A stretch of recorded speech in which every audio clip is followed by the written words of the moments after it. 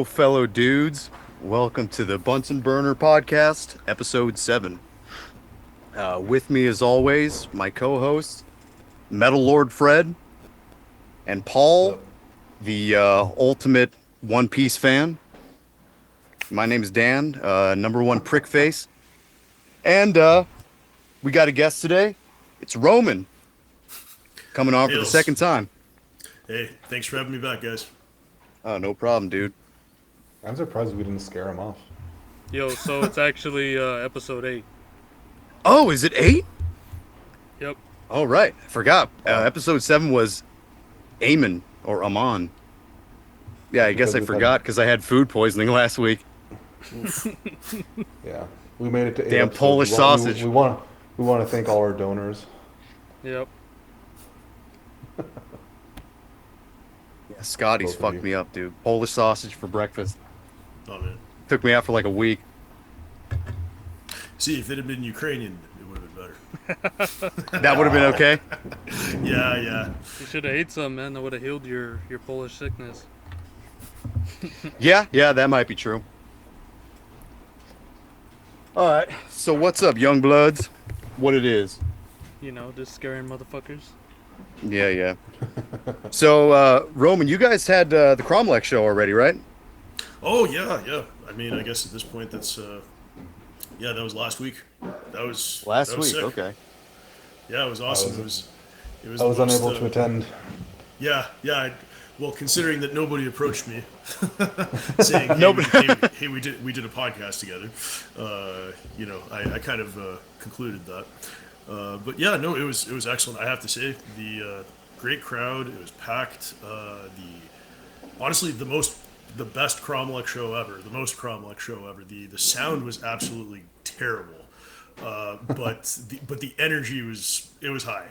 It was a very high energy show, and it was really good to be back on stage after, basically 4 years of not doing this, after everything with COVID. And I Yeah, have that's to all that say- matters. Yeah, and it was funny because it's yeah, there was I had issues with my Jackson before the show. I had to go do like a last minute guitar rental. I ended up playing as I showed you, Dan. I showed you a picture, a Kramer. Oh, the Kramer. Yeah. It sounded okay, but it didn't have the active pickups, so it wasn't. Oh. Yeah, the sound wasn't quite as good. But I just needed something with a Floyd Rose and a whammy bar. Did you have any moshers over there?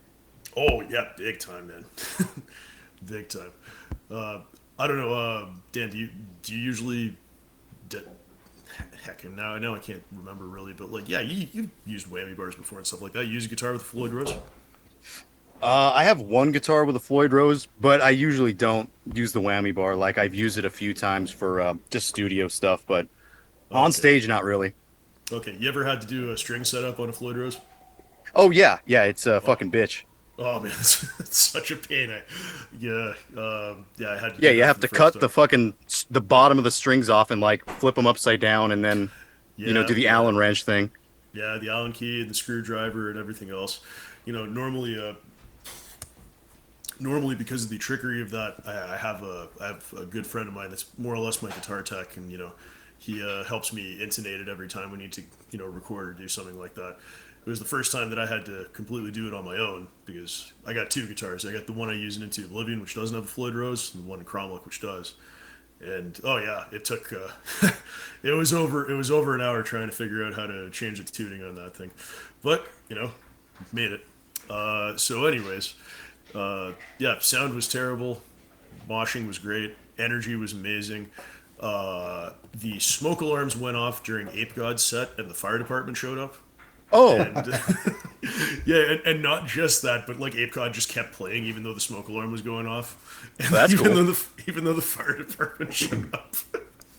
I don't know whether it's because they used a smoke machine or whether it was, man, this venue was so weird. It was essentially more or less like a restaurant bar. There was no stage. We had to clear a bunch of chairs and tables out. And I think maybe one of their pizza ovens actually might have set the smoke alarm off too. I have no idea.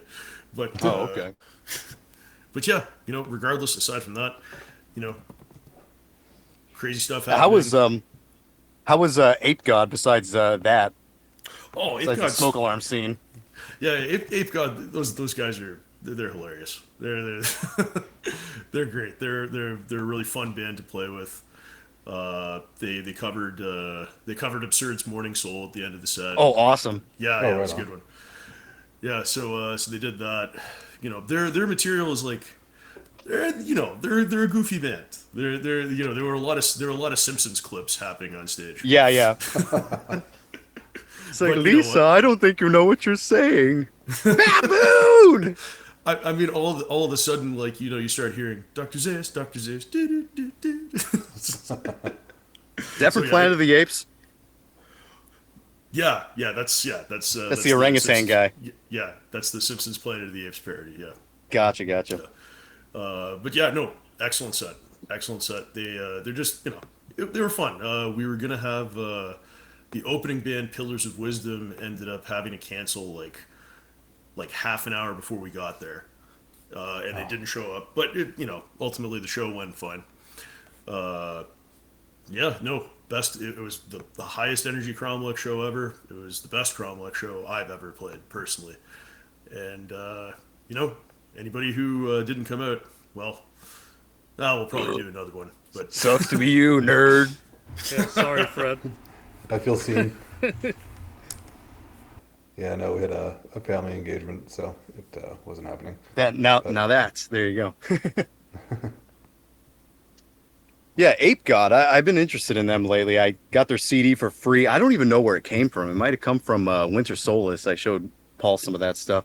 They're interesting. They're like a crossover band, but they also incorporate like Argus Lentish type stuff in their like thrash, grindcore kind of sound.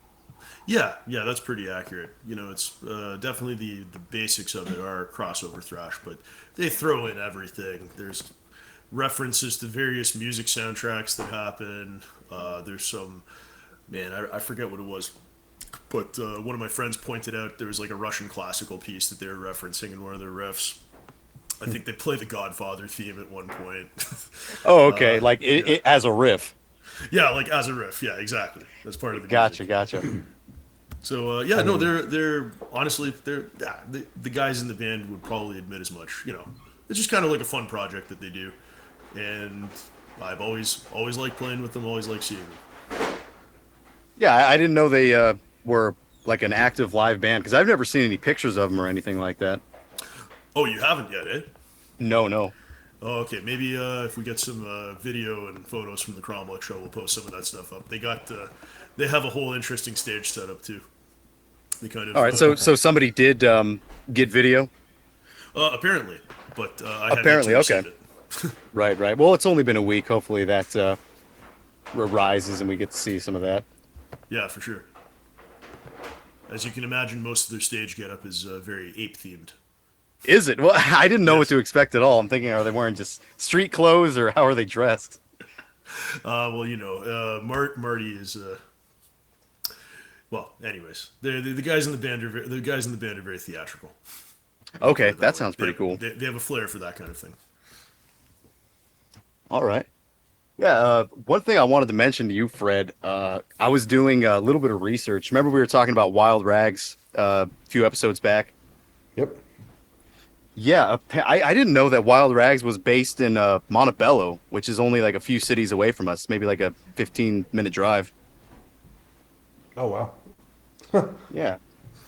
You gonna, And I was looking into, gonna go I visit? think, I don't think they're around anymore. I think they closed down in No, '98. They're long gone, but you can see where their base of operations. Yeah, Roman, I don't know if you had listened to some of the back half of any of the episodes, but we always end up going into these like just label conversations and kind of Oh, okay. diving into that a little bit. Okay, interesting. Yeah, I was gonna say too, Fred. That band you were talking about, Necro Holocaust. You said they were like really kind of ahead of their time. Yep. Yeah, what's really bizarre is like some of the connections that I was figuring out from like Wild Rags and Necro Holocaust. Apparently, the guitar player for Necro Holocaust is like local to our city, and like some people that we knew. It was like this girl that we knew. It's her dad was the guitar player, and he would like be out in the garage with like his band buddies from Nocturnal Fear while they were Oh, having yeah? like parties and stuff. Yeah, like high school kids who don't fucking listen to metal at all. I've Nocturnal never met the Fear, I guy, remember that. but Christian was friends with him. Remember, Paul? You would always talk about that guy, Memo from Yeah, Nocturnal Fear. yeah. I was at the house, but I didn't realize. I just thought he was Nocturnal Fear.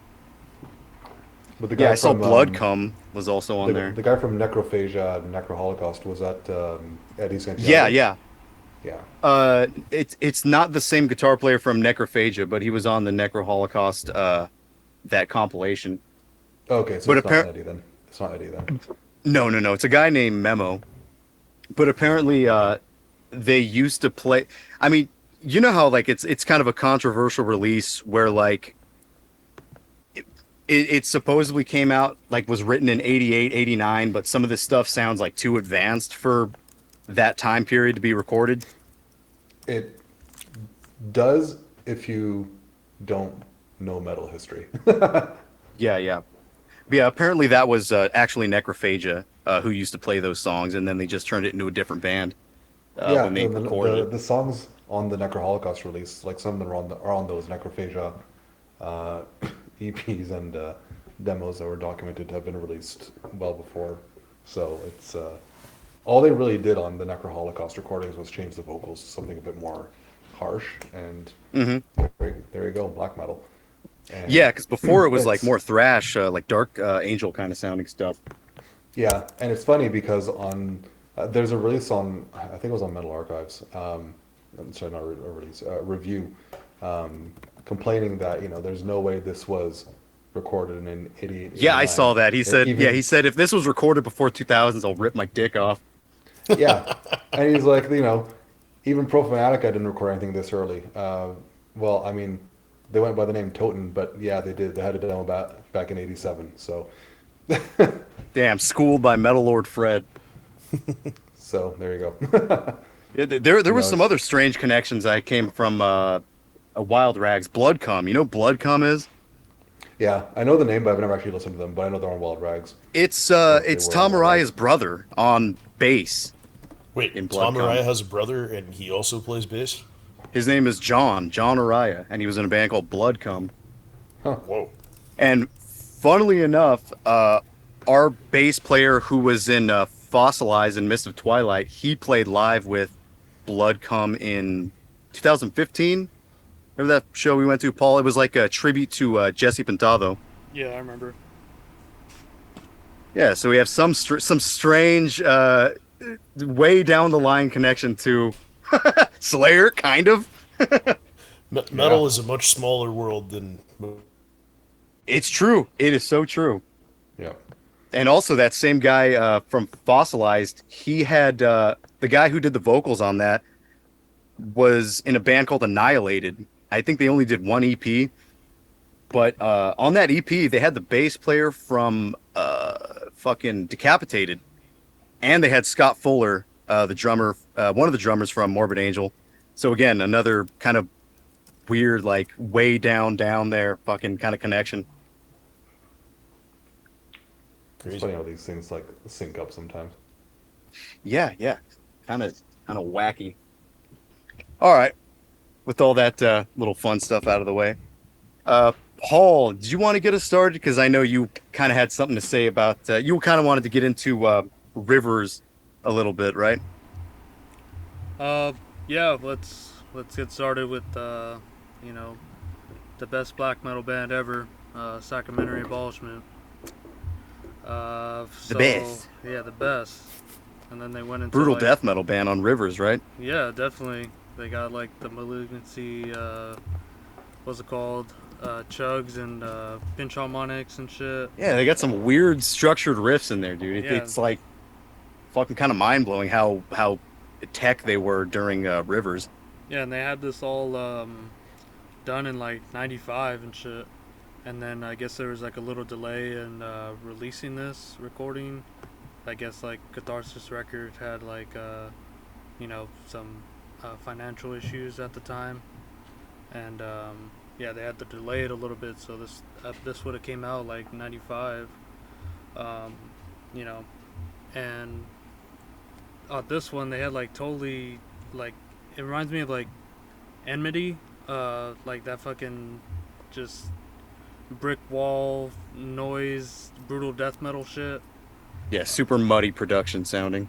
Yeah, even Yeah.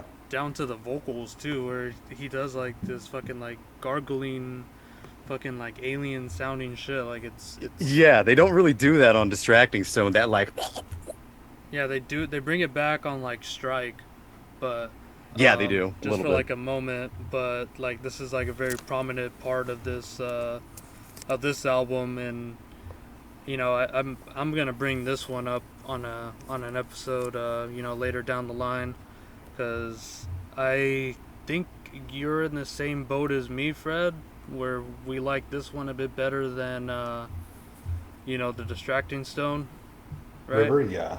I mean, it's by a hair, but yeah, I prefer River. Yeah, it's It's just just the darkness on that one is just impenetrable. It's a crazy sound on it. yeah, it's just like completely like alien sounding, and it's strange because on their Misanthropy, I believe, and what is it, Nebulous, they didn't really sound too much like this. And I was like reading interviews, and they're saying that's kind of when they were filling each other out, and then by the time they were writing for River, that's when you know Verminard or War would come with a riff to band practice, and then Paulus would just like basically throw down a beat and already anticipate what the next part's gonna be. So it was just like a much more organic experience when they came to that album, and to come with like such a unique sound, with their first like release is just pretty mind blowing.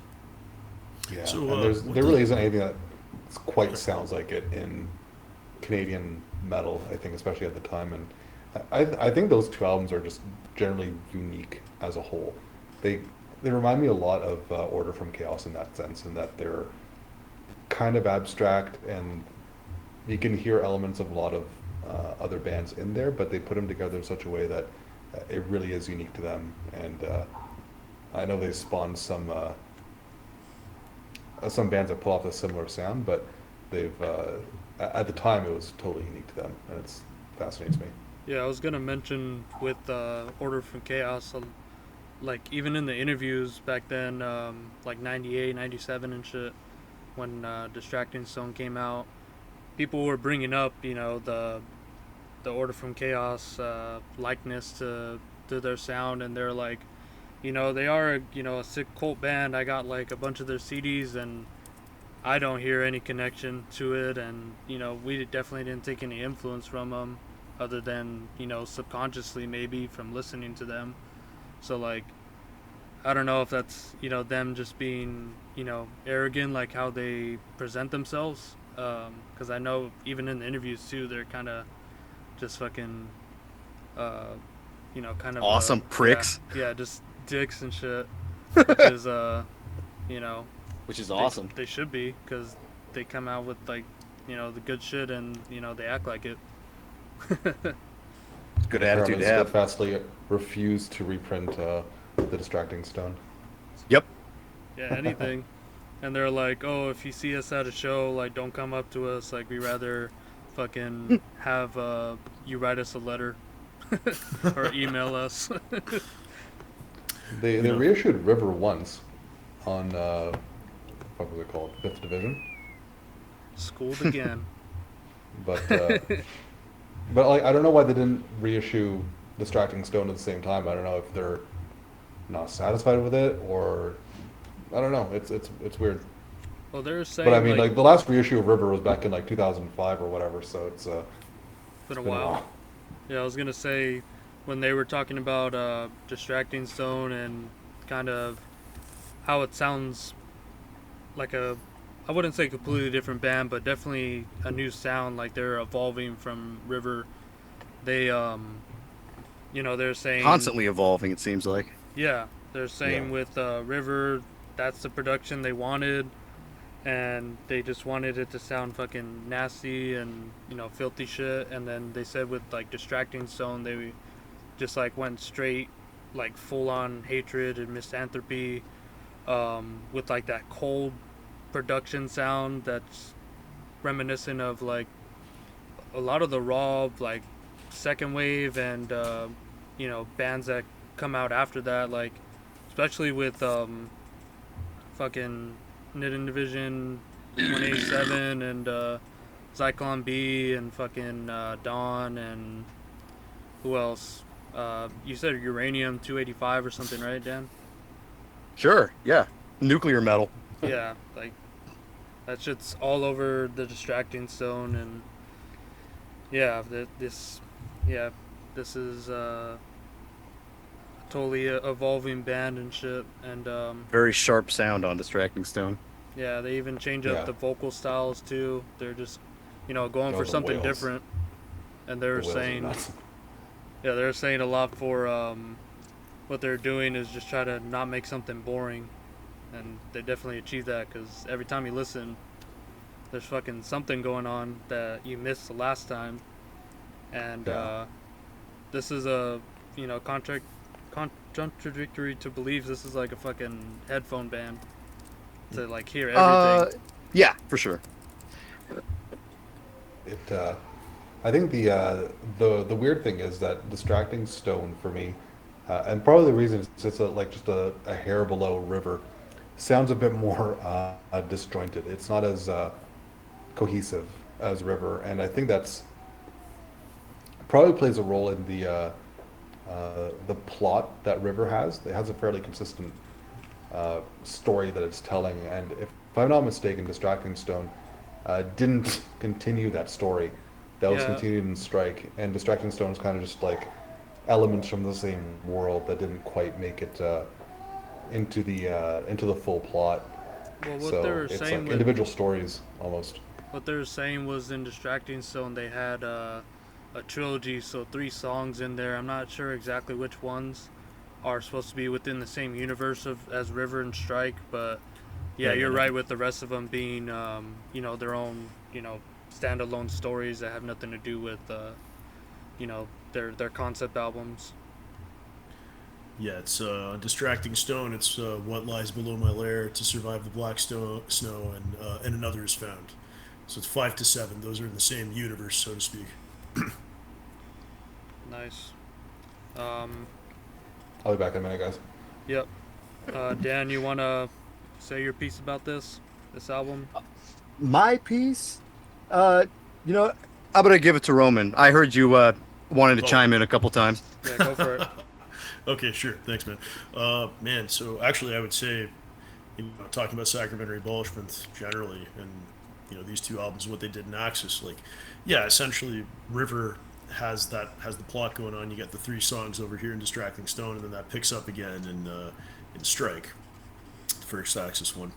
And I remember hearing a while back that essentially, initially, way back in the day, that these people they had essays basically. They had a website, and I think it was, I don't know if it was War or Vermin, who War. had like a whole series of essays like detailing like the world he had created for these albums, and that's a real shame. I don't know where they are. I would really like to read them someday because the plot of these albums is just really cool.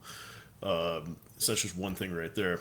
What I was going to say is that River of Corticone definitely had a brutal death metal aesthetic in terms of the production, the tone of a lot of things. Obviously, the pinch harmonics and some of the vocals there. But when you listen to it, when you listen to the actual like melodic nature of the riffs, like they're pretty like a lot of them, anyways, are pretty.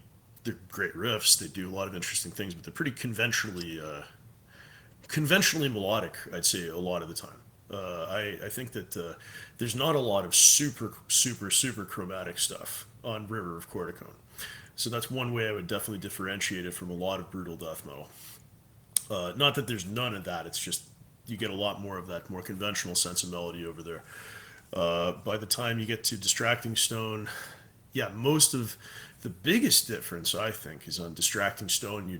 You're completely, almost entirely, or at least more or less lacking the doom parts that were on River of Corticone. You know, River of Corticone really has a lot of those, you know, crazy like Funeral Doom, Thurgathon sounding parts, whereas Distracting Stone is definitely a lot faster and blastier. And yeah, it's honestly between the two albums generally and Sacramentary Abolishment as a whole. I think you know what it always sounded to me like was I definitely got like this kind of like you know the more melodic side of Swedish death metal coming through. You know, a lot of these like you know fast tremolo riffs that are you know have a good sense of melody behind them. I think I didn't hear Sacramentary Abolishments or Axis of Advance until well, you know, I didn't really start listening to them regularly or in any kind of depth until about maybe 5 or 6 years ago, maybe four. And I remember hearing Distracting Stone, and the first comparison I actually thought of was an album I really like, No Longer Silent by Ceremonium from 2001, which is obviously later. You know, it's like, but it had that same thing of like, you know, this great guitar tone, these tremolo riffs that are like, you know, generally speaking, a little bit lower register, but are still pretty melodic. That's the first comparison I had, and that album is definitely very much influenced by the more melodic side of Swedish death metal. I think it's interesting too, because while River of Corticone had these, you know, those kind of more gurgly, brutal death metal vocals occasionally, on Distracting Stone, you just get the absolutely like insane vocals. Uh, and, and you know, it kind of links in with like the thing you were talking about there. They're like, you know, don't, oh, if you see us at a show, don't approach us. We'd rather you have, you know, write us a letter or something. Uh, as I recall, if I recall properly, on Distracting Stone, they had decided that River of Corticone was too popular and too many people liked it. So they wanted the production and the vocals Yeah. on Sacramentary Abolishments, on the second one, on Distracting Stone, to sound like pure garbage. They just wanted it to sound like crap because they're just like, no, this like the last one was too popular. So that's kind of in keeping with their whole, you know, very misanthropic cult elitist feel. Which, come on, man, you got to respect that. Definitely got to respect that. I think Vermin was doing an interview and he said he was tired of people kissing his ass during that time, like at shows and stuff. Yeah, they were saying like, I guess they were asked like, oh, why do you guys have these aliases and stuff? And was it for you know to keep the tradition of like black metal you know aliases? And they're like, no, we just wanted to remove like our personhood from this album because we are anti musicians and shit. Like we don't want to be praised as oh musicians and you know being like oh you're such a great ass drummer on this. Like they're just like this is we're just doing this for fucking metal's sake and shit for just extremity. And what else was I gonna say? I'll remember it later. Yeah, go on. Well, I have a question to ask. Yes, sir. If a tree falls in the forest and no one is there to hear it sound, Am I still going to kill you? Rest Yes. assured, doubly. Yeah. Yeah, some of these lyrics come through really clearly, and you're like, oh my god. So this is the end. I honestly, you know, so it's funny hearing the difference of opinions here. So like, you know, I had to bring that up. That's for Kevin right there from Cromlech because he loves that line. He thinks it's hilarious. So It's had to pretty bring that up funny. for him. Oh, I love it. It's like they're taking an old adage and making it evil, but it's funny. Yeah, well, they're making it like evil in like a very like ham-fisted way too. Like it's like, am I still going to kill you? You know, It kind of reminds me of Megadeth on their first album. They did a cover of "These Boots Were Made for Walking." You know that Nancy Sinatra song. And he goes, one of these days these boots are gonna stomp all over your fucking head. It feels like that, kind of one of these old tropey things, but they add their own like like, goofy metal violence to it. It's like the boys are back in town and they're gonna kill you. The boys are back in town and they're gonna fucking rape your mom, dude. Something like that. Yeah. Meanwhile, on the other side, whenever I put this album on in the jam space and Kaveh, the other guitarist in Two Oblivion, hears it, he can't stand the vocals on this. He just like utterly hates it. Yeah. Yeah, the vocals are so weird on this. I think at the beginning of the Black Snow, Survive the Black Snow, or no, it's the Mist. Yep. The guy Oh does a yeah, scream, and it straight up sounds like one of those goats, like those screaming goats. yeah. There's three Most of bands the that album do. sounds like, to be honest. There's three I'm bands back, that by the do way. this. So like Sacramentary Abolishment does those kind of vocals. Lust does them to the next level. Oh yeah. Yeah, that's like, oh man, I put that on for Kevin like a couple weeks back, and he'd never heard it before. He was dying, man. Like I think I actually was gonna kill him that night, just based off like he'd never heard Genesis of Satanic Grace, but yeah, that album does it. And then also, what's this weird like super autistic like Italian symphonic black metal band? I want to say they did that. Art They did Inferno? that album Elphasidium, which is like this whole. It was an album done entirely in Latin. That was like a perspective of like Sauron genociding the elves in Middle Earth. Nazgul, that's right. Nazgul. Yeah, dude, I was just about to say Nazgul has vocals like that. Yeah. Baron always talks about how it sounds like an enraged owl. Well, I think yeah, that one's very like Lord of the Rings ish, that kind of shit. But that one's really cool too. It's got like the symphonic kind of thing going on, but then you have these like wailing ghosts, fucking just doing vocals. Okay. You know why this is even funnier? Because this links down to something else we were talking about last time. So the thing is, in Elphasidium's, yeah. So the album's called no, it's not Elphasidium. That's just one of the songs on it. But in that song, I think this is why all the Donkey Kong memes started, because after like it starts doing like the summoning layered thing of like, oh, there's one layer and then they do the next layer and then they do the next layer, the drums start coming in, and then there's this one melody that comes in the song. It's like da da da da da da da da, and it sounds like something straight out of Donkey Kong 64. Yeah, it sounds like when they're. It almost sounds like the pirate ship theme or something. Yeah, it's the pirate ship thing, exactly. And so we started dying, and I think that's why we started the Donkey Kong memes. That's where they all came from. Literally, Yeah, this when Nazgul you album. yeah, when you get a game over, it's like dun dun dun dun dun dun dun dun dun dun, dun. It like shows fucking King K. Rool's island and Donkey Kong's island like being Yeah. destroyed. Yeah, so for anybody interested in pursuing the autism of that, that's track 3 of Nazgul's De Expansione Elfmuth, Elphasidium. I can't believe he did an entire album in Latin. That's kind of impressive. Yeah, that's pretty cool. Check that song out. You will laugh. I remember there was a comment on some dungeon synth release, and they said the Donkey Kong Super Nintendo soundtrack is the best dungeon synth album. Oh man, that's that's probably kind of true. Like, Dude, it is I true. could Listen see to it. that thing. I could see it. I could see Yeah, you it. got Jungle Japes, you got all the fucking bangers, dude. oh man. Do do do do do do do do do do do do do do. Okay, now I need to hear a Dungeon Synth cover of that. I want to hear somebody stylize that. Make it sound like summoning. That's man. Okay, But so you now know that what, we've though? I got to say that Donkey Kong Country 2 has a better soundtrack. Number 2.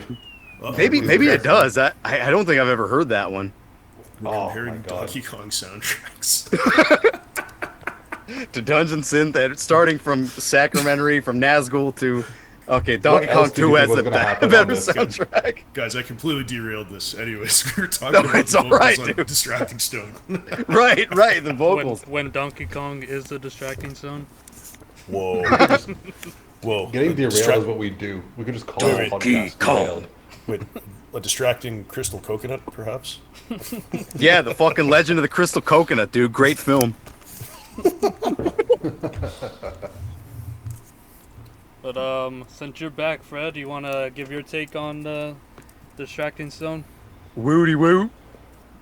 I mean, I kind of already did with the whole spiel about it being a bit more fragmented than River, but yeah, no, I mean, saying that I like River more than Distracting Stone is, it's not fair to Distracting Stone, because it really is by just the smallest margin. Everything on this album is what I love about black death metal. Like, they do it in such a unique manner that you can tell as soon as you play, this is Sacramentary Abolishment, and to a degree, early Axis of Advance, and No, my favorite track's got to be Mist. The wail right at the beginning, and the layering of all the different vocal styles at the same time is fantastic. And uh, that kind of marching bit that comes right after.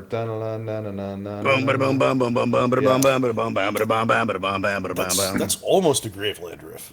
Yeah, Yep. Kind of totally. That's a yeah, That's a fucking Viking warship kind of riff. yeah. Before Even the Graveland thing ever did after it. that, it's like, is that before Graveland? In Uh, 90, in 90, like 96, Graveland was still kind of not quite into the Viking metal stuff yet. Oh, yeah, I okay. That guess was like so. that was around the Immortal Pride era.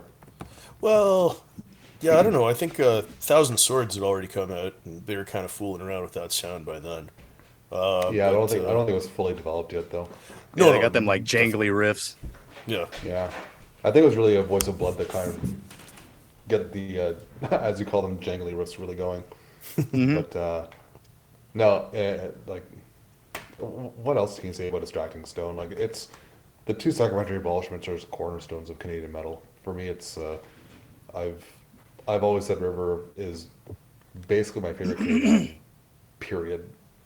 Distracting Stone's not far behind. So that that says a lot. Canada has an amazing scene both back then and now. So to say that River's on top of the pile is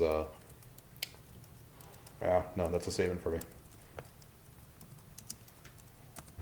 Cool. Plus the artwork's cool as shit. Yeah. Fucking dope. Danny boy, your turn. Okay. I guess when it comes to like what this sounds like and like is kind of based in, Roman touched on this for a second, talking about Swedish, like kind of Black Death, maybe like necrophobic or something like that. But I think maybe not consciously, because it seemed like these guys didn't consciously take things from certain bands. Like, well, in their interview, they said that they didn't. They like just wrote and they didn't really consciously have any kind of influence. But these guys were obviously listening to all kinds of shit. These are like real metal dudes, and I think something that is probably one of the biggest bases is the first Dark Tranquility album, if that makes any sense at all. really.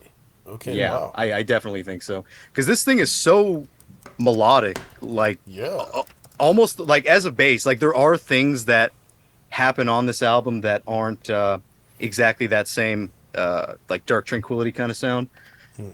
But as a basis, there are so many things that are like similar. Like if this had better production, this could basically be like some kind of like maybe pre fucking Sky Dancer Dark Tranquility EP or something like okay. that. Yes, if you're going Yeah. like Pre-Sky pre-Skydancer, Dancer, I can see it. that for sure. Yeah, yeah.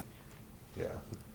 To me, it's if I had to pick a Swedish band to compare them But to, Sky Dancer is what I was actually kind of talking about for a sorry to interrupt you, Fred, but as a it's good. bass, I think Sky Dancer probably has a lot to do with where this comes from. And it's crazy. That one comes out in '93, and I was always really amazed by what the first Dark Tranquility album does. It's like totally spazzy, trying to be as tech as possible, but it's not tech in like a death way, and it's not tech in like a pestilence kind of way. It's kind of basically a black metal thing. It's like it really has little to do with like brutality or violence of death metal. It really seems like just an kind of not a cult, but like the mystic kind of unknown vibe of what black metal is, I think. Yeah, when you put it that way, it makes sense to me. I could see that. Yeah, you know what? I think it touches a little bit on what I was talking about earlier about like the more, for lack of a better term, conventional sense of melody. That's like, a lot of these riffs are fairly melodic. At the end of the day, this really does, yeah, Swedish, again, on the more melodic side of Swedish death metal. So like, yeah, Dark Tranquility. I don't think I ever would have made the Sky Dancer connection, but it's not as far off as I thought it would be when I thought about No, yeah, there's a song on here. I think it's one of the first ones, probably like the second song. It's called What Lies Below My Lair. There's a riff on there that sounds almost identical to the first song off the Skydancer album, The Nightfall by the Shores of Time. Oh yeah. The Okay. Yeah, it's pretty damn similar. I think that's a like bedrock for this. But I mean, there are other strange things that seem to only pop up once. Like there's a big funeral doom section with keyboards on what song was it? I think it's Survive the Black Snow. And then Yeah. in the intro of this album, there's like this almost Black Sabbathy kind of thing, but like Yeah. but not that black, not really like Black Sabbath. It almost sounds like a blues rock could be doing, like a blues rock band could be doing it, like a Bad Caius song or something. The one that's like bam, bam, bam, Yeah. bam, bam, bam. Yeah. You're talking about Yeah, the first riff in what is it? Flee the Hammer.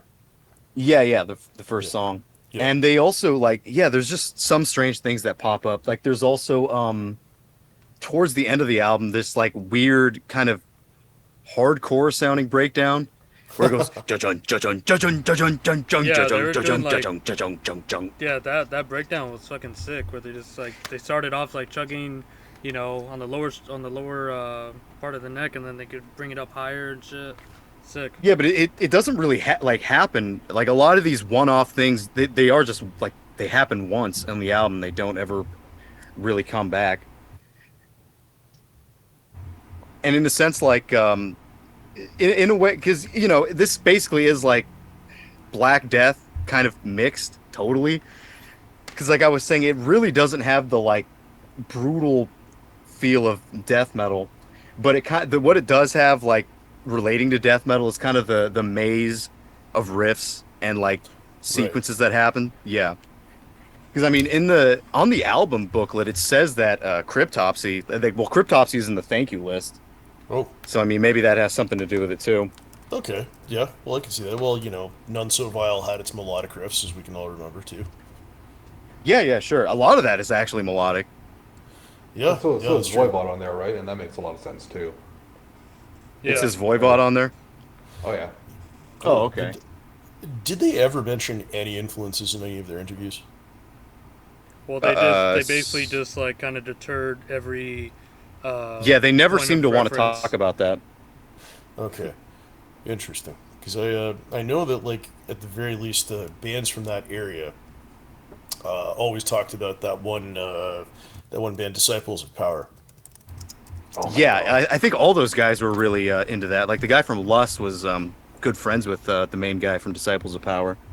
Yeah, I don't think that would really be a decent comparison for any of the stuff that these guys were doing. You Not know what? really. No. But I know everybody would always talk about that band, so I was curious. Hmm. Did what is the? I've never actually listened to the Misanthropy demo that Sacramentary Abolishment did. What does it sound like? I think it's more Simpler. death metalish, right? Yeah. Like And it's much a more little- death It's a little metalish. bit more like mechanical bit too, because on River they're like way more, like how Fred was saying, like more organic with their songwriting and shit like that, where it all sounds more like Sacramentary rather than like, oh, we're doing this part, you know. Yeah, there was another one-off thing that I remembered too. I think during that, like right after that hardcore part, they do a fucking death riff where it's like janitor, janitor, janitor, janitor, janitor, janitor, janitor. But like that doesn't happen at all. Like throughout like none of these things are really cohesive. It feels like the only thing that is cohesive about this is like the like The almost second dark wave riff. tranquility. Yeah, but I don't even think that they're that second wave. I mean, there's a Well, few. Again, I think that's like one-off stuff. I think The they're black hanging on metal. like I think they're hanging on like chords for a while, like especially repetitions of shit too. They're Sure. more settled down. Yeah, on, like, yeah, you're on probably right parts. about that. I mean, they were obviously listening to a lot of the black metal that was coming out at the time, and I think this band probably sees them, or at the time probably saw themselves more as a black metal band than a death metal band. I would assume. Well, I they mean, I were don't just know. saying like, you know, oh yeah, sure, call us this, call us that. We Mhm. just saw more of our. They saw more of themselves as like just metal band and just trying to be as extreme as fucking possible, and it kind Yeah, they of didn't really showing. care. Yeah, they're kind of showing like No, when- and it when doesn't you- even matter. yeah, like when you put yourself in that box of like a genre, you're taking other things off the table with that, where they're bringing like the extremity of black metal and the structures of death metal, and even to the parts of like bringing tempos down from extremely fast grindcore down to fucking funeral doom shit, like Yeah, just and then being- maybe just having a few one-off parts in there from other things, like a giant doom section or like a tech death riff or a like that hardcore kind of breakdown thing. Mhm. Yeah, everything's on the table, and they set a great example that I don't think many bands followed. No, more metal hasn't seemed to pick up on that. In a certain way they have, but not to this extent for sure. No, not even not to the extent of Sacramentary Abolishment, not to the extent of Axis, nothing like that. Though I mean, those were the best bands of that genre. Again, war metal being a pretty loose term. Sure. Because these bands don't really fulfill the stereotypes of what you would think there. Just a quick question. I'm curious what you guys all think here. Axis versus Sacramentary Abolishment. Who's the better drummer, Paulus or Jay Reed? It's apples and oranges, man. I think Yeah. Reed, I Okay, think Reed that's is a probably fair answer. technically the better drummer, but I think sorry, was my zero? I'm choked up, man. Say what, brother? It's just so emotional. How But dare you ask? I think How dare Paulus suited the sound better. I So I definitely think once they shifted to Axis of Advance, especially after Strike, when it was more written with Reed in mind, I think it became a bit more flat in that sense. Like his drumming is almost too precise and too fast, and Sacramentary Abolishment had a bit more of that organic texture. It didn't sound as mechanical. And it worked for Axis, but I think Sacramentary pulled it off better overall. So I think Reed is the better drummer of the two overall, but I think Paulus suited the band better. I think I would say Jay, because I like Axis better. Oh, okay. I think I would say You what? Paulus Sorry. because he's not only doing the one thing, it really shines, especially like in the slower parts in like, rivers and shit, where he's doing like a bunch of like pretty groovy ass like mid-pace riffs and beats, like actually rather than, keeping a blast, even though that motherfucker can blast for like a fucking whole full song. Like he's this guy, I think he's just a lot more versatile as a drummer to fit the parts to sound organic rather than, I don't know if Axis was writing with Jay or they had the riffs and songs all complete and then Jay did his thing on them. I think War kind of wrote by himself. Yeah. Well, where you at, man? He hasn't Yeah. done anything besides Well- Axis and Sac. Well, I heard that basically as soon as he got a family, he decided it's like, yeah, I don't really want to play metal anymore, and then just kind of like, dipped off. That's what cool. I mean, he wrote a ton of great shit, and so he left. yeah. He left his mark. Well, there you go. Better to do that than create garbage, right? So, Yeah, that's what Yes. they're saying with like Sodom. They're like, come on, why are they still releasing shit? It's just kind of like redundant, and it's just like you're not even really doing anything. And he said the same thing with like Unleashed. They're like, yeah, the first album was really great, and then they just kept going for no reason, and it's just like not good metal.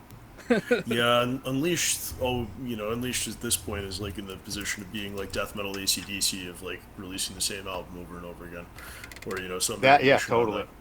that.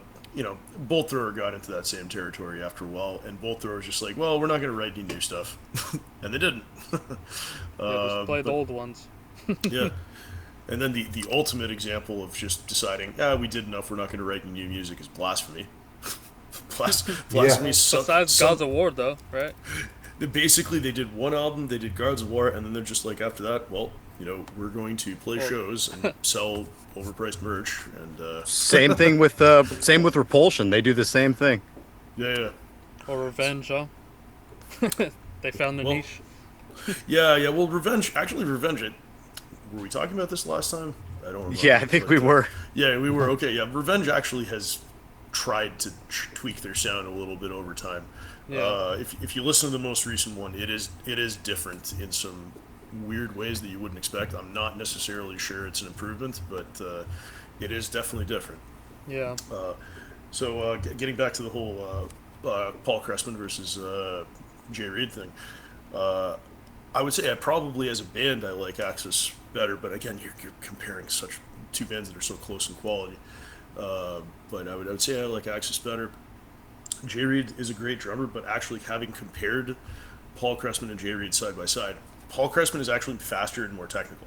He is Yeah. faster. Yeah, he is, and I also think the organic quality you were talking about there earlier. There's a much more unhinged feel going on in Sacramentary Abolishment. Yeah, it's just savage. Yeah. Yeah, and Paul Cressman he really fills that niche perfectly. Yeah, it's almost too. The Sack album is almost too fast. Yeah, I can't imagine them It's like it's switching. like bordering on incomprehensible because it's so fast. Yeah, for sure. But that's good. That's cool. Well, know- oh, go ahead. Oh, I was just gonna say, actually, I really like the version of wedge formation that's not from the album, but's on the demo from 1998 better. I Yeah. like it because, like, you know what it's like. Listen, I love Distracting Stone, but on the demo, you can hear the riffs and the bass and everything a lot more clear. Yeah, I And think they it's- tuned up They tuned on up. that That's one. right. Yeah, did they tune tuned up to like E. Yeah, they tuned up. I think most of the clarity comes from the production, though, and I think it's a little bit faster on that one too. I really like that version better. But anyways, point being, definitely the speed and the unhingedness and the craziness on Distracting Stone, definitely, Sacramentary Abolishment was just a more chaotic band generally. Sorry, I interrupted you, man. Me? No.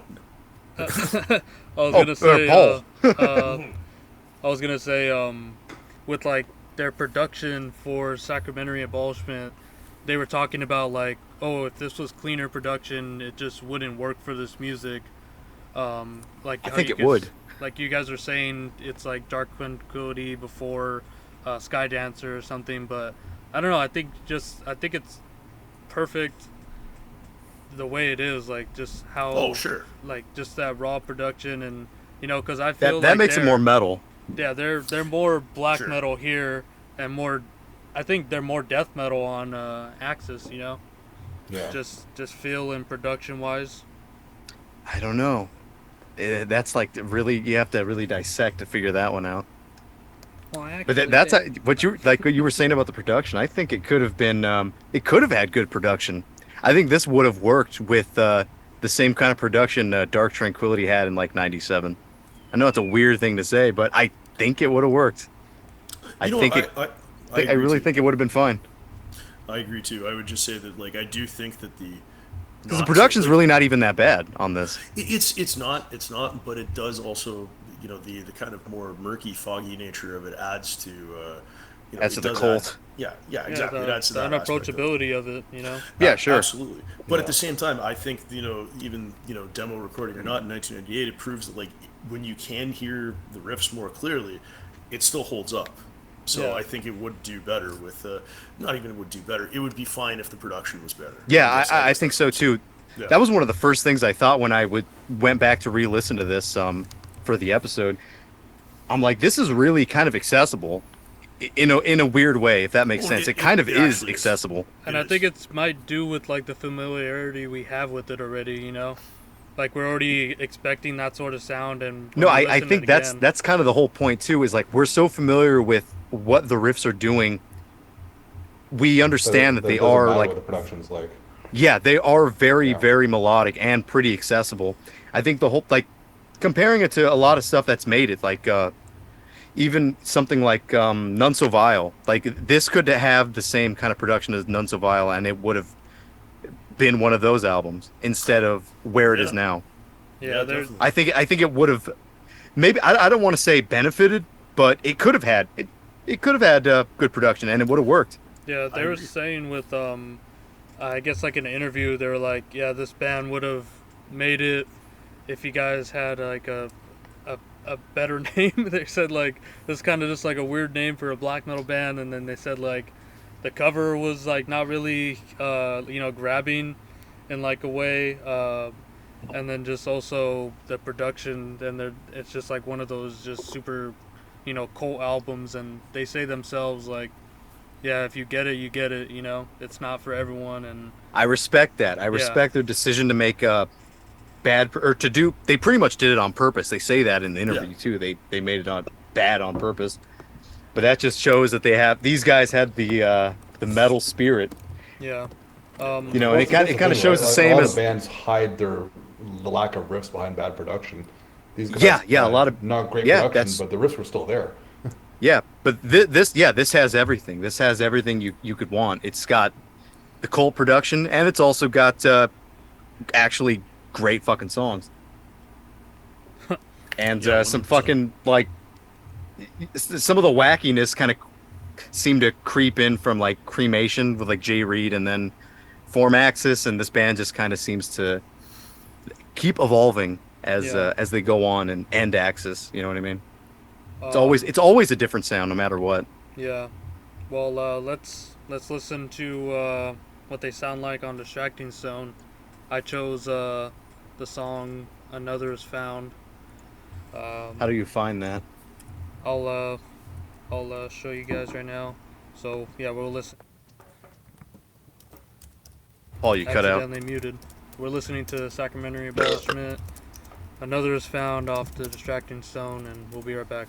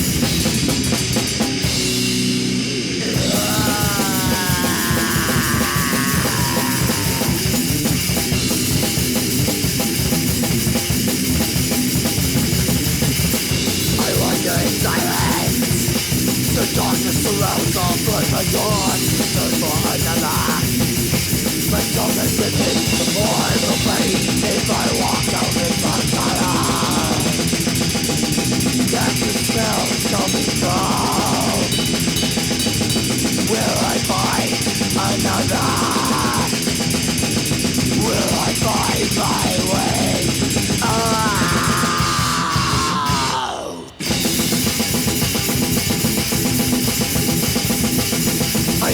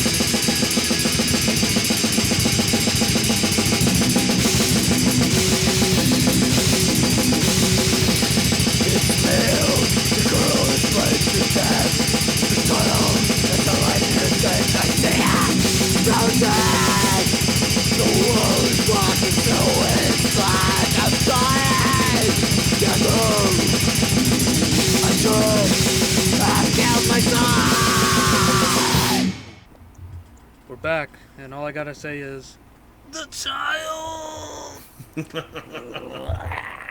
I just remember that other lyric. 1,000 women weave.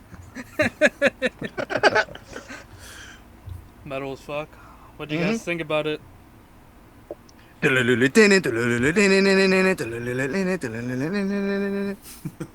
is a lot of dank shit in here, dude. Fred was right. The intro riff does sound like grotesque. It sounds like what was that like Blood Runs from the Altar. It sounds like the second riff on there, kind of. Boom, Yeah, it's a great boom, song. boom, dun, dun, dun, dun, dun, dun. So yeah, this thing definitely has all kinds of like Swedish death metal influence, like especially with all those like interstitial parts, Yeah. the parts that aren't the Yeah. melodic thing. Yeah, absolutely. Man, I mean, that was just awesome. Like, Me's like riff mania right there, man. That was, it's difficult to say much more. Like, it has to be experienced, not described. Yeah. And do you think, Even that's what we're doing. I know. But still, This sounds like. well, let's just end it here. Put my glasses on. yeah. Well, that's literally the point of all of this. But No, it's I was yeah, gonna and say, to have a beer too. yeah, well that too. Yeah. I was gonna say, do you think that they're a three-piece pretty much throughout their whole, discography, besides maybe like Misanthropy, but do you think they're even like layering guitars, or it's just guitar, think they bass, are. drums? Well, they had to do it for that one solo.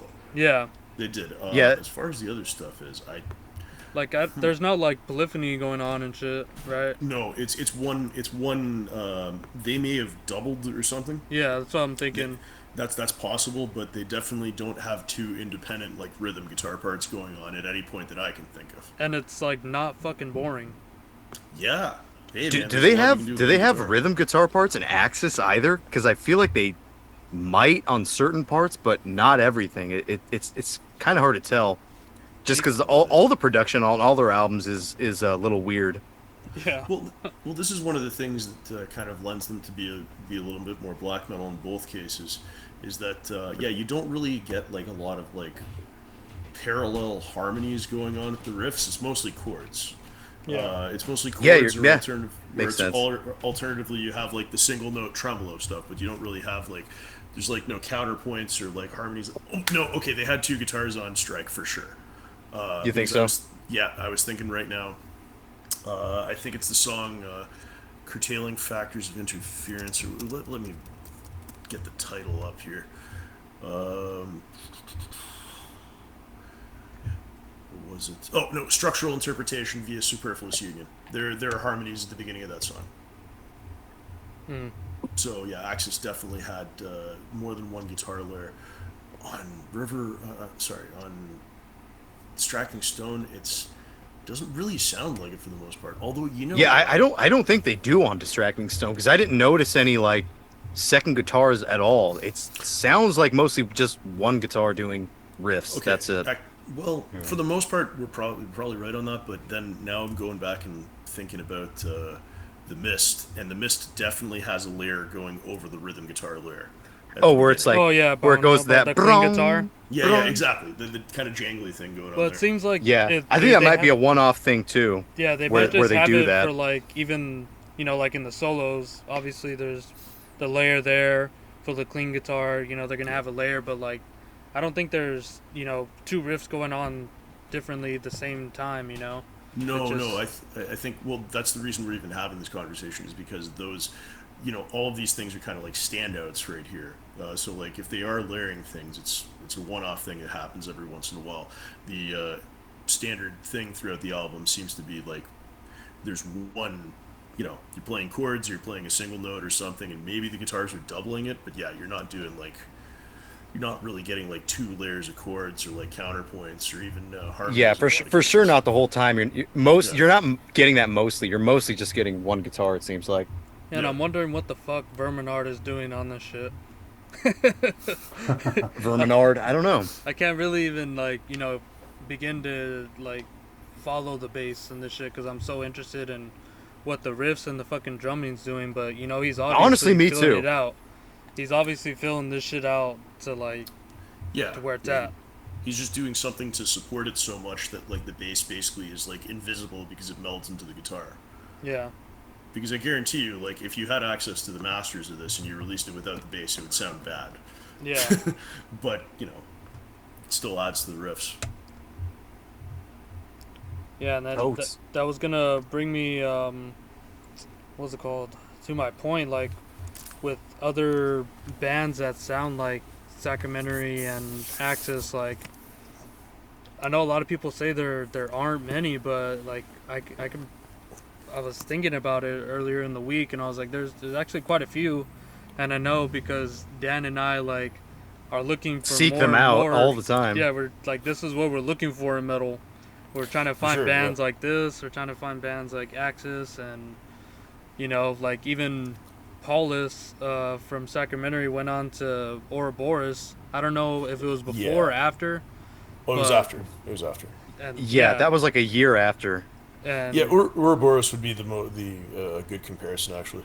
yeah, I feel like they're a little That's bit a great more. album too. Yeah, I feel like they're a little bit more like all over the place on that one, like with distinct parts rather than sounding like they're filtering genres through a band. It's more like let's do this part, let's do that part, but they make it work so well and they mesh it. All I've seen an together old really well. picture of the I've seen an old picture of the guitar player from Ouroboros. This is in like '96. He's wearing a goat penis shirt, and that's pretty out there for that time.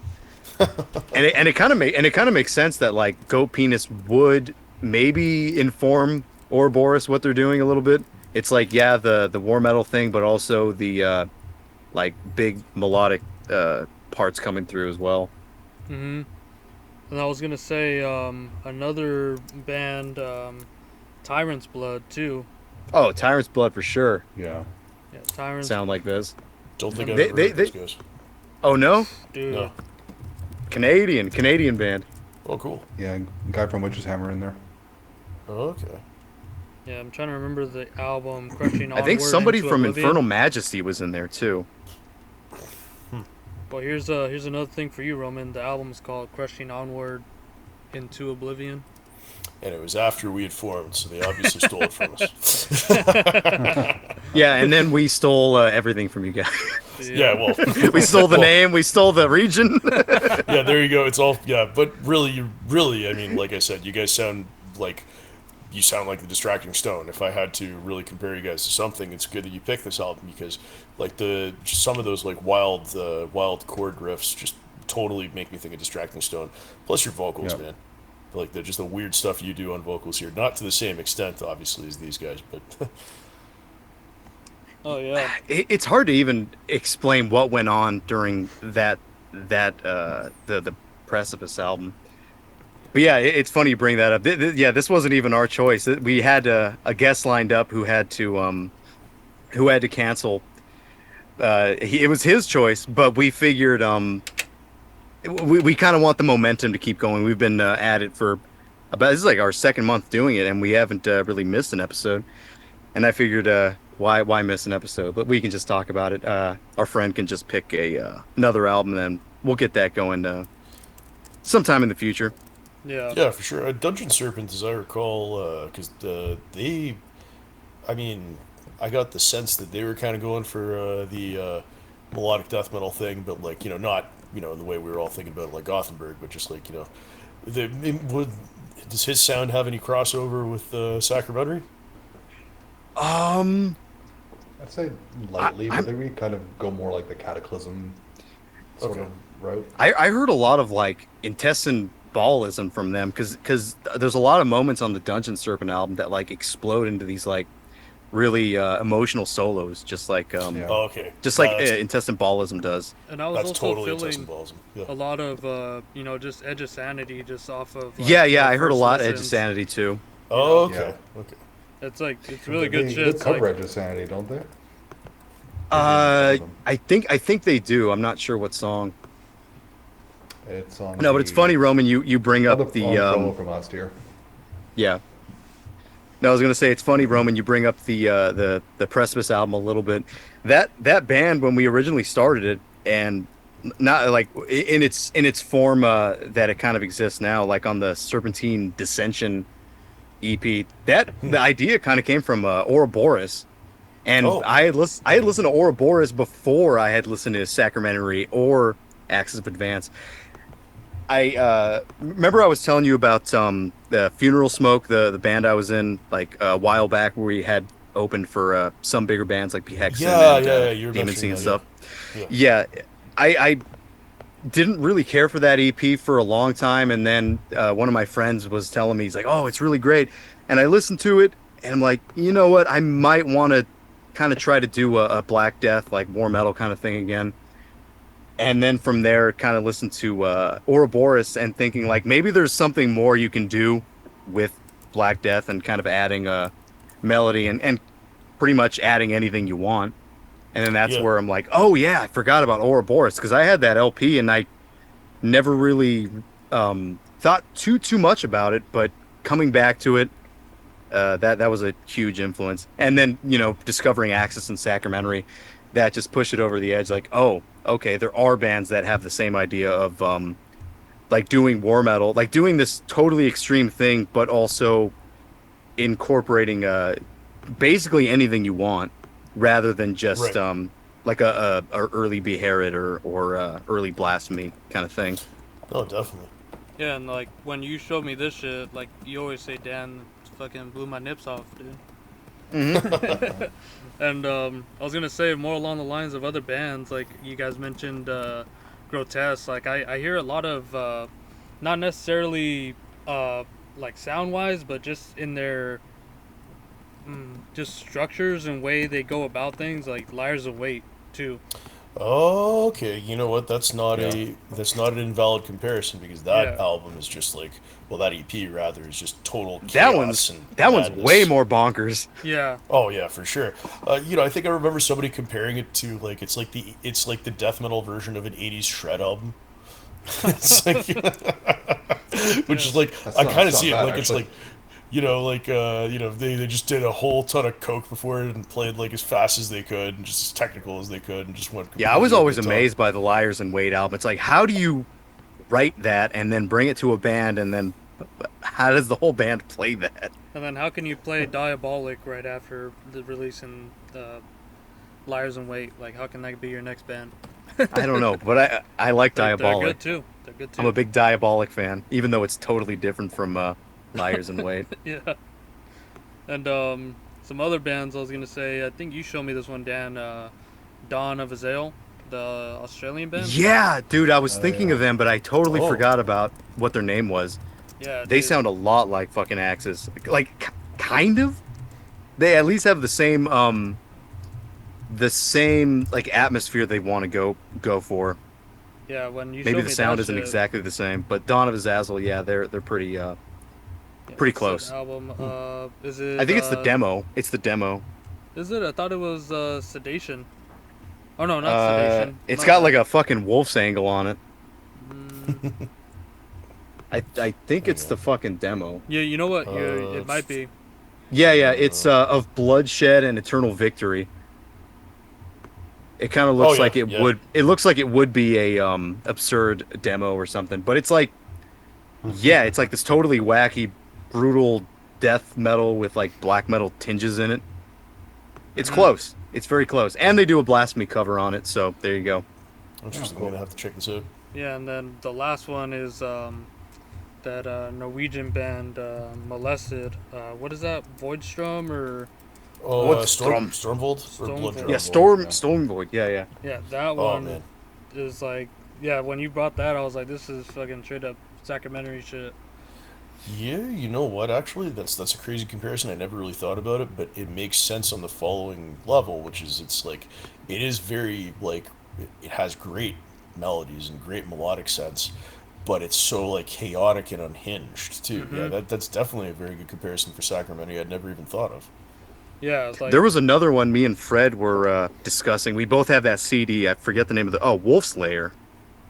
oh yeah Yeah. yeah yeah yeah. Yeah, yeah. Wolf Slayer is pretty damn close too. Interesting. And It's then like off- That's a bestial, wild bestial, album. yeah, bestial Black Death, but guy from like Dequisitor, plenty right? of melody. Yeah, yeah, yeah. and Blood- Dequisitor. Bloodfest, yeah. And I was gonna say, you know, obviously, Axis evolved into, Blood Revolt with the singer from fucking Primordial. Primordial. Yeah, I don't think we've ever talked about that. Do you guys know that one, Blood Revolt? Yeah, yeah, Yeah, I do. I have. I think I have the album. It's. I don't like his vocals. I don't like Dude. Primordial for the same reason. So fucking- Like a Epic. wounded animal. he says that so many times. Yeah, he says it like 3 times. It's like he really likes that line. Like a wounded animal. It's like, A moving target. honestly, I'll tell you, I think like the riffs are, I don't know, like that album. I would say actually, I think his vocals are the strongest thing about it. I think that like the riffs aren't necessarily as good as previous bands these guys have done. Well, yeah, it's Vermin doing the guitar on all Yeah, now that too. 4. Yeah, it's like, don't get me wrong, it's not bad. I definitely listen to it every once in a while, but I don't think that the riffs are anywhere near as good as like Axis or Sacramentary, even though like they kind of, like to tend in that direction. There's certainly comparisons you can make like that. But I would say they're all in the have- same vein, but something's missing, right? Dude, I love that it's like basically that's just a concept album about being a terrorist and like you don't even know what kind of terrorist he is. It's like Yeah, you really it's, don't. it's like there's IRA stuff going on in there, there's Christian stuff, there's Muslim stuff, there's like it's it's like that's always how I describe Indoctrine. There's like some eco-fascist even kind of like leanings here. I mean like I just like this is a concept album about being a terrorist. The guy doesn't care what kind of terrorism as long as it's terrorism and he's got a cause. Yeah. And like that album got me into the later Primordial records, like especially Redemption at the Puritan's Hand. That's a really good one, man. Yeah, where he just has, he's doing the same vocals because they pretty much came out like a year apart, and I'm sure he had it, earlier on as well. But yeah, like it took a while for me to get into the vocals, but now it's just like I remember when I was first listening to it, and then I think Dan showed me, and then we were just fucking singing the lyrics to each other all the time. Oh man, it's like you so listen funny. to Nympheonga sing, and you can feel the potato famine with every note. It's just like It's a real Kev- sorrow. Kevin's Irish, so him and I listen to Primordial together all the time, man. I love, man, I love Gathering Wilderness, particularly the song "The Coffin Ships." That's probably one of my favorites by them. But Redemption at the Puritan's Hand was amazing. That was very good for later Primordial. Yeah. Where Greater Men Have Fallen has its moments. I don't think Exile Among the Ruins, the most recent one, was that great, but I'll probably have to go back and check it out. Yeah, I don't think I've checked anything past Redemption at the Puritan's Hand. It doesn't. The next 2 albums aren't as good. I can tell you that 100%. Oh, okay. Nice. Picked a good one. I'll tell you this too. The first one they did, Imrama, is much more a straight like black metal folk metal kind of mix. That one's actually pretty solid. I would recommend you check that out as well if you haven't. Yeah, I like him Rama quite a bit actually. Kind of them and like the very first Cruachan, that was a really good kind of Celtic black metal duo going for Ireland. Yeah, I remember them. Yeah, the bands that you'd always talk about, that anybody would talk about with Ireland, were Primordial, Cruachan, and then Male Morta. Yeah. But Then Cruachan like kind of shut the bed pretty quickly. I haven't heard those. You guys are gonna have to send those to me. I'm not very Yeah. familiar with Irish black metal besides Primordial. Yeah, I'll send mean- you a link. There's not a heck of a lot of it, you know. Blood Revolt by Hair, I guess. That's Sure. listed on St. Patty's. It's a you I know have what, chosen a moving target. But yeah, to bring it back to Sacramentary, Scooby Doo Boop. I got a question for you, Roman, yeah, shoot. because you are, obviously in Cromlech and into, Epic Doom and just Doom in general as well. Yeah. I don't know. I have this like idea with Sacramentary that kind of gave me a different perspective on like doom metal, where it's like I kind of need and look for a context around doom riffs, especially like funeral doom and stuff like that. That it needs like those dynamics in order for me to like actually like trudge through it, even though that that's exactly what you're supposed to be doing, especially with like funeral doom, is like feel the different type of extremity rather Yeah. than speed. But I just feel like they changed my perspective on like just doom, like extreme doom, epic doom even. Of just like if I need that other thing to go along with it rather than just that one note. You know what, I would tend to be in complete agreement with you, and what I would say is that I always look at doom metal like, to me, doom is like an element of metal that Yeah. good metal has always used. Like if we look at come on, let's go back to the first metal song so called, Black Sabbath, right? It's like, yeah, it's got the slow parts, and then it has the fast part later on. And let's look at the classic stuff like Candlemas or Saint Vitus. I mean, you got tempos all over the place. Sure, it's got the mid-pace slow stuff, but there's stuff that's faster and it picks up, and there's more dynamics. So that's always been there, and that's the way I tend to write as well too. If I use anything involving slower tempos and doom, like it's an element of the music. I don't think I've ever written a song that's slow all the way through, or even slow to mid-paced all the way through. I guess it's not something I've ever tried doing. It doesn't come to me naturally, but at the same time, there are excellent examples of bands that do that. And we go to River of Corticone, for example, and like what's one of the best songs on the album? It's Reassessment of Preliminary Defensive Procedures. Yeah, The Yeah, Minute that like Doom. giant doom one. And that's amazing. It's like And 9 so- minutes. Exactly. And so the thing is, when doom metal is good, when doom metal, like, and I'm talking like dogmatic doom metal, like, just like slow with like barely any tempo variation. When it's good, it reminds me of black metal in the sense that there's almost this kind of ambient thing that happens, where like in a black metal, like let's go through like Burzum or Darkthrone or whatever, where the whole song through you just got the blast beat going and that's it. Yeah. Doom metal, like when it's done like with the dogmatically slow tempos like that, is kind of similar, and it can be good. It can be good, though that's not the way I tend to write, and that's usually not the kind of stuff I tend to listen to. Now, some exceptions in that would be, dude, I love Skepticism, Stormcrow Fleet. Yeah. I love basically everything Skepticism's done, more or less. Thurgathon's Stream from the Heavens. Oh hell yeah. I mean, those are all great, and those are all pretty like dogmatically slow to mid-paced albums, and they do it excellently. So I think there's a place for that. I just think, it's definitely not what I would. It's not what I would choose generally to listen to or even write. But when it's done, it can be done very well. Yeah, it's definitely a fucking skill to write something that's interesting like that, especially when it gets more into like drone territory and shit. But what do you guys want to say about that, Dan and Fred? I thought Paul- Warning was pretty good. If anybody knows Warning from the watching UK. Watching from a distance. Yeah, I thought that was Oh, pretty damn good, dude. Yeah, that was a cool oh album. man, that's actually a really that's a really good album. I think there was a But song on there called like Footprints. That song is Yeah. so fucking good. That's But yeah, to what Aaron- Paul's saying though about there being context around the doom metal, I think one of the bands that pulled it off the best was Disembowelment. Like there was so Oh, much yeah. contrast all around yeah, the doom, well, and that it was yeah. just brilliant. And actually, I feel the hear a same lot with of Rippy Kulu Disembowelment. as well. Yeah, but I hear a lot of Disembowelment in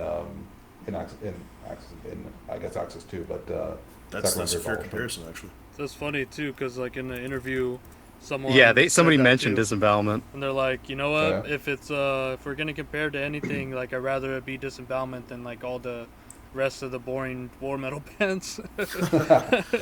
By the way, just as a kind of a sneak peek here, basically, I may have mentioned this last time, but hearing the Nuclear Hammer guys practice every once in a while, the new material has a lot of disembowelment going on in it.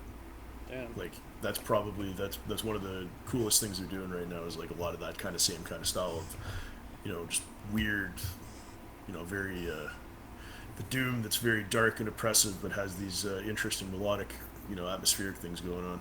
Yeah.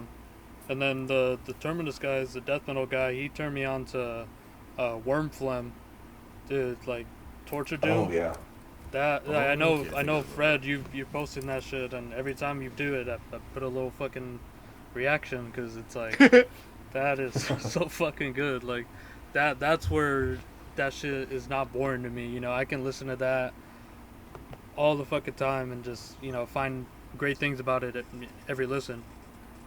I'm really going off on a tangent here, but did you guys listen to Hail yet?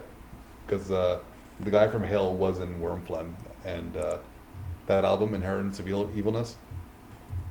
No. Still? I think Come I on, remember guys. you had I remember you had mentioned Hale. I don't think I had listened to him. Oh my The, God. the, From 03? the Barbarian 2003 Wrath? album, Yeah, they only had one. They had, Inheritance of Interesting Evil. band. Oh, they covered Verathron on there. yeah, the entire Hale's- album sounds like Varathorn crashed into Beherit. Like it's incredible. Oh, that's what you mentioned earlier. I didn't catch the fucking album or the name, but I remember you made that comparison. But yeah, it's I'll listen. I'm I'm listening. laughing. I'm laughing because I'm looking at the name of the main guy from Hale, and his name is Dirt Master. yeah. Oh, bro. Okay, if you take a look at this guy's picture on Metal Archives, oh man, this guy looks kind of goofy to me. But that's just me. You know what? Every project he's been involved in has been like bizarre. And Oh yeah, I saw that too. He kind of looks like James wearing fucking spikes and shit. But Hale, I remember that the Lawgiver EP. That's the one that I'm most familiar with. That one song, Lawgiver and the Ghost Sword. That was like weird, epic, dark Varathron. It was Yeah, that EP was, if I remember correctly, it was actually recorded at the same time as the album, and they included that as bonus tracks on the LP release. right. And then when they went to issue it on CD, I guess they decided to make a separate EP out of it. But yeah, no, everything under the Hail name is just absolutely brilliant. One of my favorite bands. It's definitely an interesting band. Post 2000. Yeah, he's nuts. Dirt Master is insane. The Dirt Master. Yeah, I'll definitely check this one out. Do you guys remember a comment from the second episode? Somebody was mentioning a band called Convicted. I think so. Convicted. Look at their band picture. That's my only point here. Okay, hang on. Which Convicted? I'm seeing three. From right here. from Finland. Oh, from film. Okay, hang on. Yeah. Oh, wow. man. It gets funnier the longer I look at it. It's like, Yeah, it's like the pics That's that all keep sorts on of giving. unfortunate. dude, these guys like all just came out of the womb too here, like They all just came out of the playing like tech death thrash kind of shit. Wow, man, that's It's decent stuff. He's wearing Michael Jackson. The one in the sweater has like weirdly large hands. I think that's a lady. Okay. Cool. Yeah, that's Lori. Lori, oh wow. Okay. No, wait, no, that's.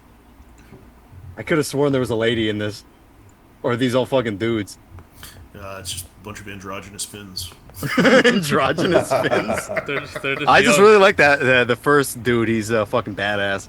Oh yeah, for sure. He's Like he's the guy in pretty the Michael Jackson shirt. No, It's like, the I have a first, Michael the Jackson first dude's shirt. got that look on his face, like he just farted. It's like, yeah. You know, he just farted.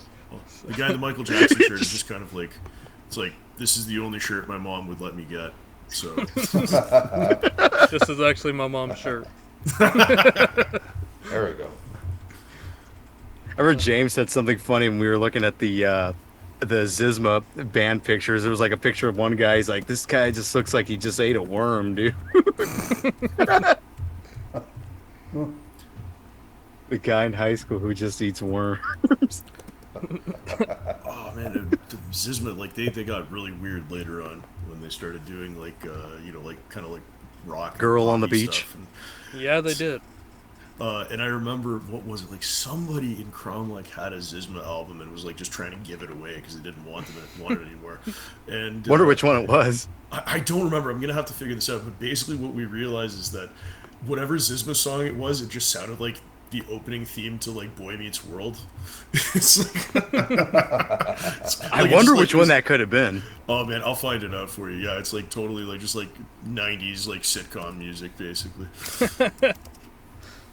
I was gonna say my other point with Sacramentary and Axis in general. Do you think this is the epitome of extremity and metal? No. No. No, I don't think so. I used to think that it was very difficult for Extremity to go further in metal without it becoming incoherent, obviously, because like at a certain point, what do you do? Like, you know, there are quantitative limits to what you can do at the end of the day. Like, you know, you play the drums so fast at a certain point, like if you could physically play them fast enough, they would just become an indistinct blur.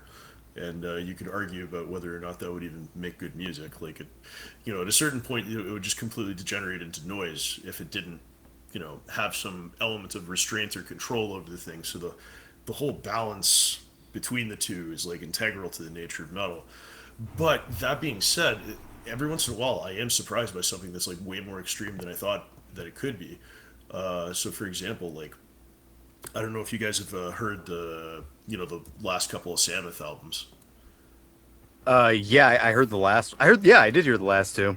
Yeah. So, Actually, like, the last three. Yeah, and that's some of like the best stuff that's coming out right now, as far as I'm Yeah, concerned. new Samoth is pretty fucking good. And you know what? I'm impressed every time I listen to it because it somehow manages for me to push the envelope of extremity while still being coherent. If I had to describe them very shortly, I'd say it sounds like Immortal meets Revenge, and it holds up to that description every single time. So, but anyways, that's kind of like a tangent right there. I was just going to say that, like, I think there are things that are more extreme. It's all, again, it depends what we're defining as extreme and the parameters we're using for that question, right? Like, there's a lot of different ways you can do it.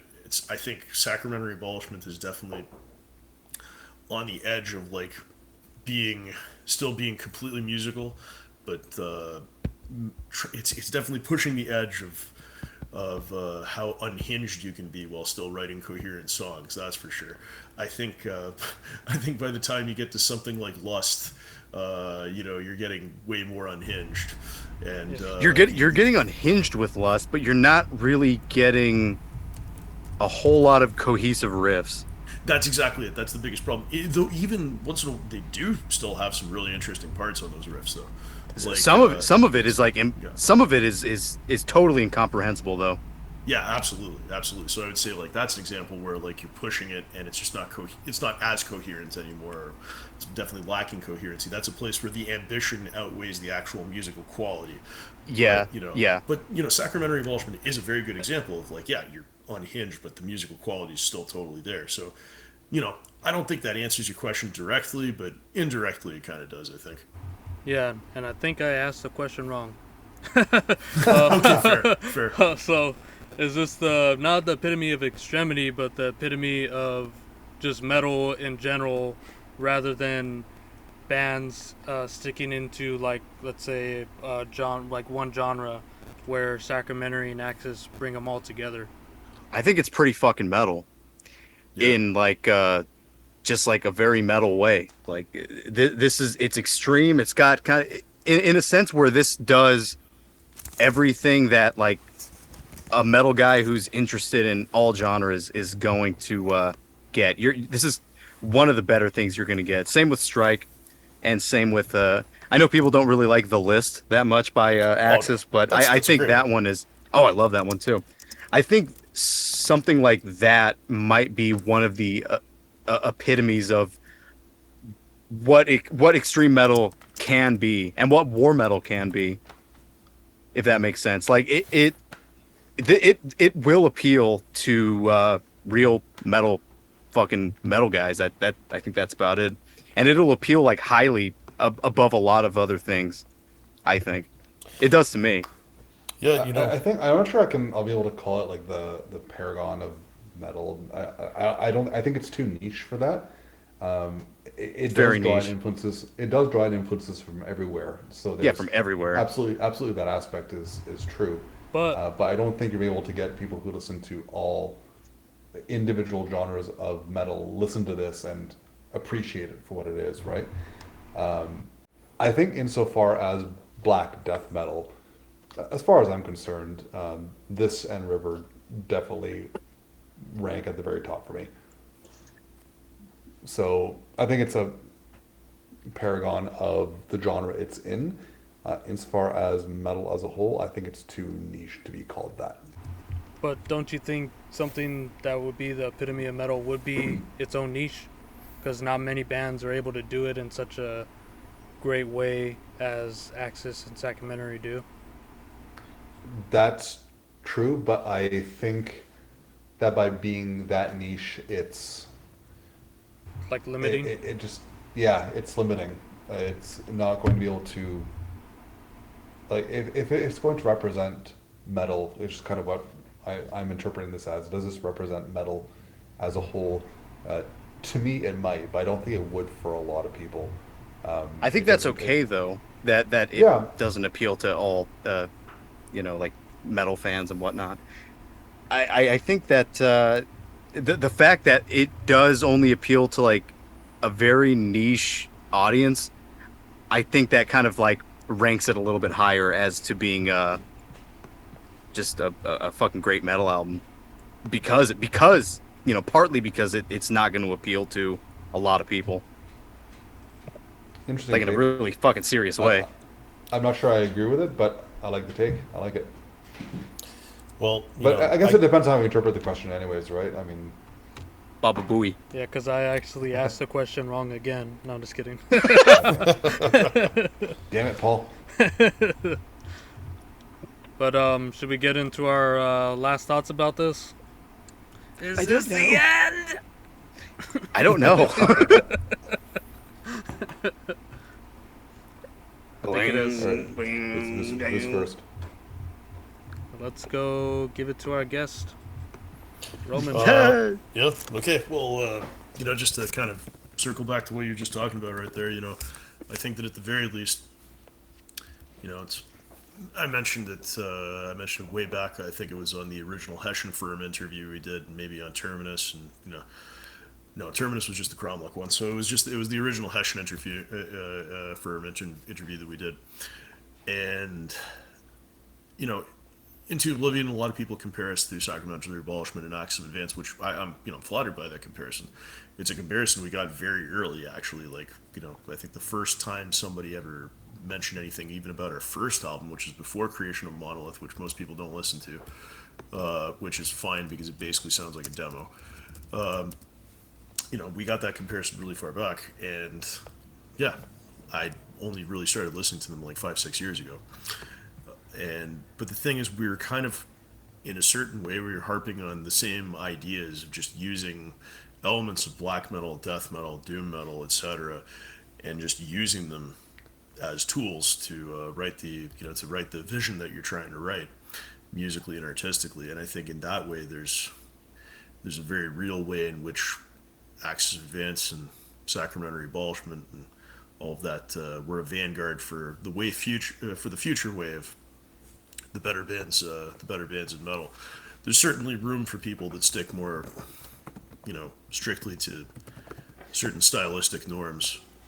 For example, there's a lot of, there are good bands out there doing good straight death metal and black metal. But I find, for me anyways, to write the more interesting kind of music, for me, as much as it is a skill to limit yourself in terms of your toolbox, do the either super minimal stuff, the super primitive stuff, I like to use all the tools available. And as much as I wasn't initially influenced by Axis of Advance and Sacramentary, that came later, around Paragon roughly. I definitely share that spirit, and I think their spirit was a way forward in a certain way. Well said. Totally agree. Freddie? Fred, and Freddie? Oh, Distracting Stone. Yeah. I think what I like most about Sacramentary Abolishment, and this applies to both Distracting Stone and River of Corticone, is a lot more than just the music. It is angular and it is unique to them, but the stories that they tell and the subject matter is so unique to them. Uh, you're not going to find many other black death metal bands that write stories in their lyrics the way that they do.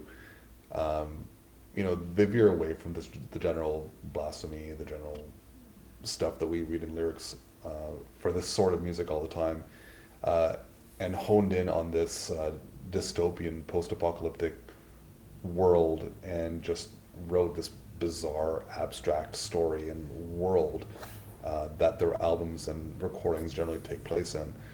Uh, and that makes the atmosphere on these albums just so much denser than a lot of other albums in this genre.